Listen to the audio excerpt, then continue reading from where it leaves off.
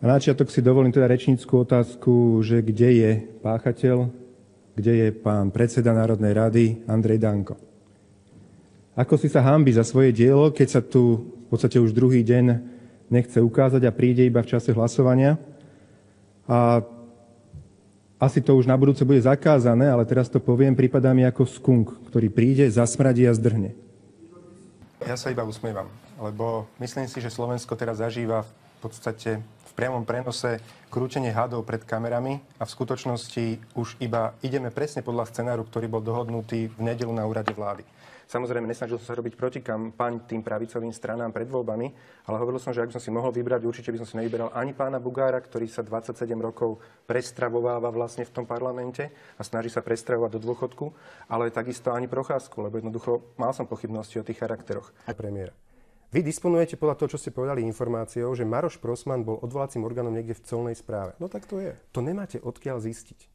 Jedine s tým, že vám to pošlu zo Sumračnej. Ja som hovoril o inštitúcii, ja som nehovoril o ňom, že on povedali o tom ste, že bol orgánom, nie. že niekde na odvolanie. Ja si môžem zistiť a bude veľmi zaujímavé, ak Maroš Prosman naozaj bol odvolacím orgánom na colnej správe a dnes vy ste tu prezradili niečo, čo nemáte odkiaľ zistiť. Ale zistíme si, ja dnes ešte zavolám Marošovi Prosmanovi, možno zajtra ráno, aby som ho nerušil. Dúfam, že nás budete informovať. Samozrejme. My sme presvedčení o tom, že 35 krát, tak ako teraz v skúšobnej prevádzke, sa to dá robiť za štvrtinovú cenu. Len zlodeji v Smere si povedia, že potrebujú aj na s prepáčením posratej kompe ukradnúť 50 miliónov. A toto ste celí vy. Toto je váš sociálny štát. Ukradnúť na jednej posratej kompe 50 miliónov eur. Chcel som iba reagovať na toho pána tam z kraja, ktorý hovoril o tom, že ak výrazne znížil nezamestnanosť na Slovensku. Toto je dôkaz, to je porovnanie s krajinami našimi okolitými, s Poľskom, Českom, Maďarskom. Na Slovensku za vlády Roberta Fica, presne za obdobie vlády Roberta Fica, to nehovorí Matovič, to hovorí Eurostat, klesla nezamestnanosť najmenej zo všetkých okolitých krajín. Toto je výsledok vlády Roberta Fica. Prišla ku mne, opýtala sa, donesla mi tam noviny a článok, ktorý som písal teraz cez víkend do schránok. A ukázala mi ho teda, že či som to písal ja, že keď som podpísaný, ja som to písal ja. A že teda, že či ona je pre mňa Ančou. A že keď som napísal, tak asi áno. Fuk, a už aj to bolo. Normálne vám dala facku, hej? No, takú peknú spagrofku. A vy ste ako reagovali na to? Tak prekvapený som bol, samozrejme. Pán poslanec Bublavý, nevykrikuj. Povedal si teraz, že koľko som tu, koľko tu sedávam ja.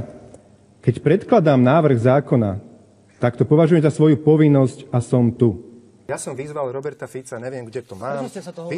Vyzval som Roberta Fica, že mu dám 121 miliónov, o ktorých hovorí teda, že som si dovolil takú nehorálnosť, previesť 121 miliónov na svoj osobný účet. Každý, kto predáva firmu, si tie peniaze na vlastný účet.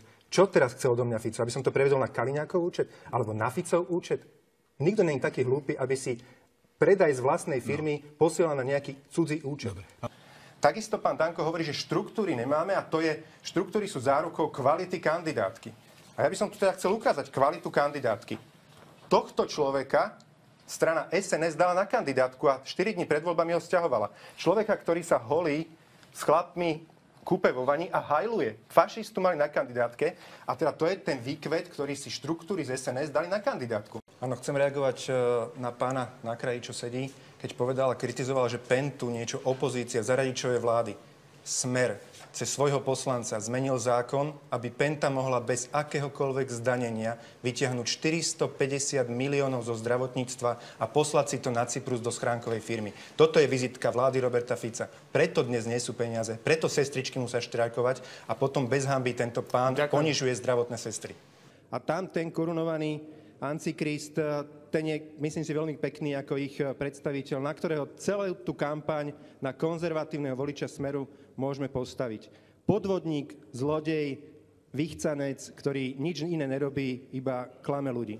Pán poslanec, poprosím vás. Pán Matovič, v prípade, že Smer vyhrá voľby a dostane poverenie na zostavenie vlády, príjmete pozvanie Roberta Fica na rokovanie? Nie.